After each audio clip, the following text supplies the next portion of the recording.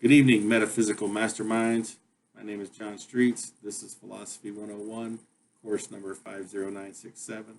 This is my oral final exam on questions 2, 4, 5, 9, 11, 13, 19, 20, and 21.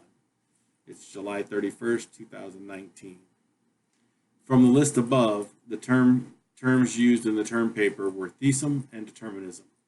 The topic of the paper was free will doesn't exist. Therefore, theism was defined as the belief or disbelief in God as a driving factor of the argument about free will. Determinism was defined because the thesis was that there is no free will. Therefore, determinism supports this theory.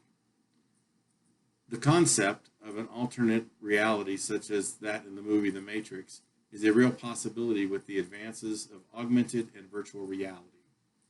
Perception is reality. Therefore, if one's mind perceives what they are seeing, experiencing, or feeling is real, then it is real to that person. That is the individual proof of what is real. Both Plato and Descartes would have believed in the Matrix because it largely interprets Plato's myth of the cave.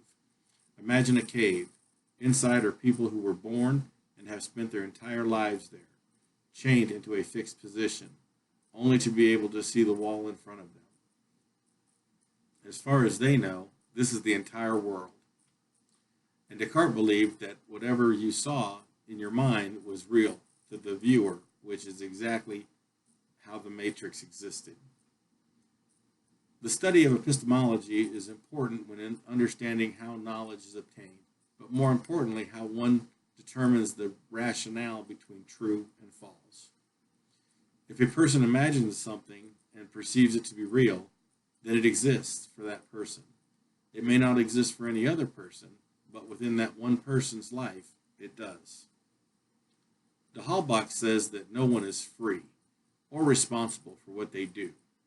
He believed in hard determinism. Stace was a proponent of capitalism, so he felt people acted according to their desires. So they would have had the freedom to choose differently if their desires had been different. So they do choose freely.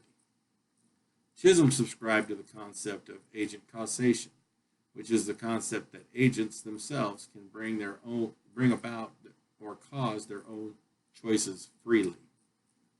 Divine command theory is the theory that ethically significant statements are made true or false only by means of divine. Moral relativism is the meta-ethical theory that moral judgments are true only insofar as they accurately represent current cultural consensus regarding some ethically significant topic. Moral judgments are binding only within distinctive cultures or societies. According to the philosopher Hobbes, without a sovereign with vast political power securely in place, anarchy is exactly what we face, a world of terror and chaos.